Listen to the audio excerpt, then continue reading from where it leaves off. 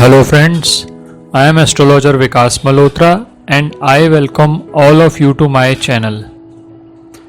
Today in this video, I am sharing some of the precautions which you should keep in mind while doing Lal Kitab remedies. The remedy or upay which are recommended in Lal Kitab can be made more effective if we do them with care and by following specific precautions. These are just small tips, but these can make the upay much more effective. Many times it is seen that people do all the remedies, but they are not able to get benefit of such remedies. These precautions need to be kept in mind while doing Lal Kitab remedies for optimizing their benefits.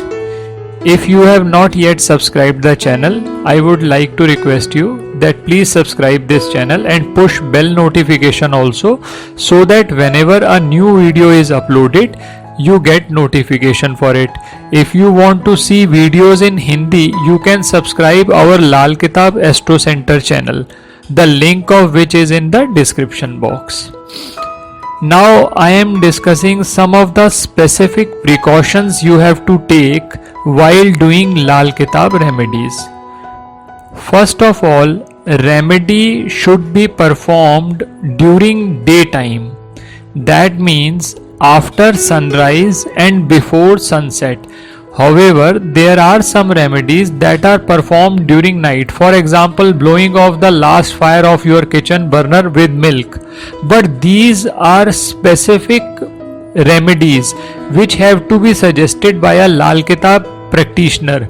Then only you can do these remedies in the time prescribed by him or her. Second precaution is, in one day, only one remedy has to be done. If you club two or more remedies, you will not be able to get benefit of any of these remedies. Thirdly, upay should be done on the specific day. Generally, Lal Kitab astrologers prescribe day on which the upay has to be done. Then you have to see that the upay has to be done on that day only. For example, in journal, moon upay are done on Monday. Sun upay are usually done on Sunday. So if you do these upay on specific days, you can increase their effectiveness. Fourthly, you have to ensure that before doing any upay or remedy, you should have full faith and positive thinking that your remedy would yield desired results.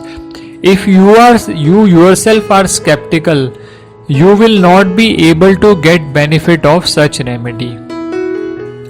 Whenever you are going to do any remedy, remember your East, God or Guru before doing upay.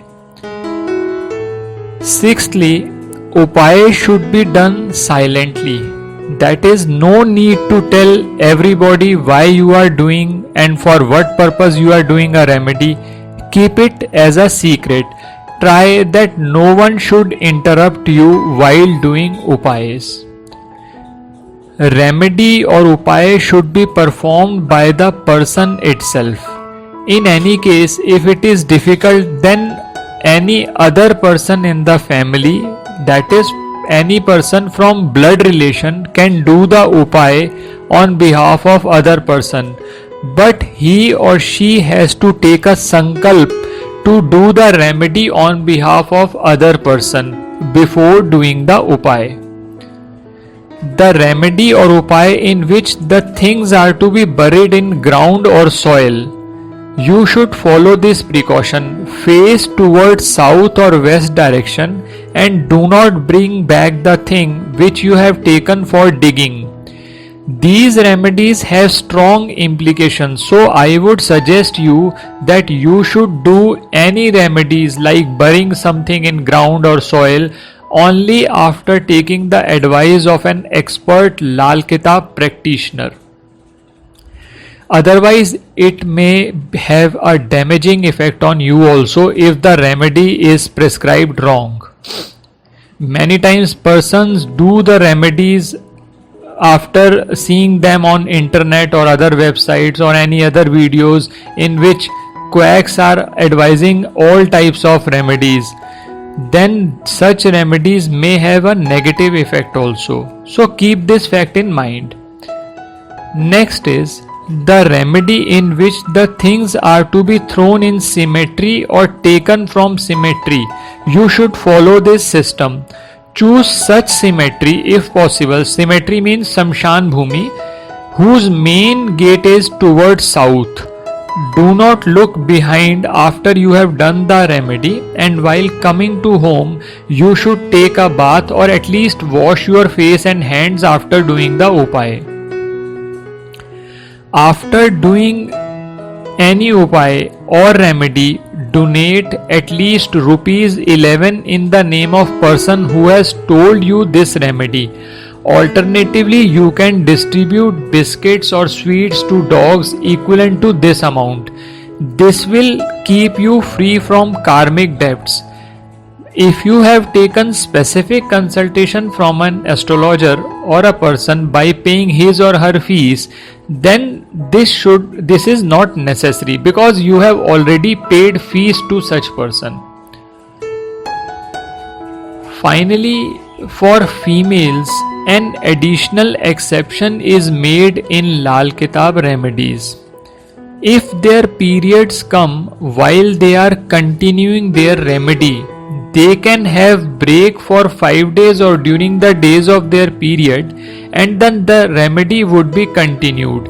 Now the counting would start from the count last left upon. For example, if a remedy is prescribed for 27 days and 12 days have elapsed and period started, now after the end of period the remedy could be continued by such female, and now the counting would start from next day, that is from 13th day, and then it would be continued for the remaining period.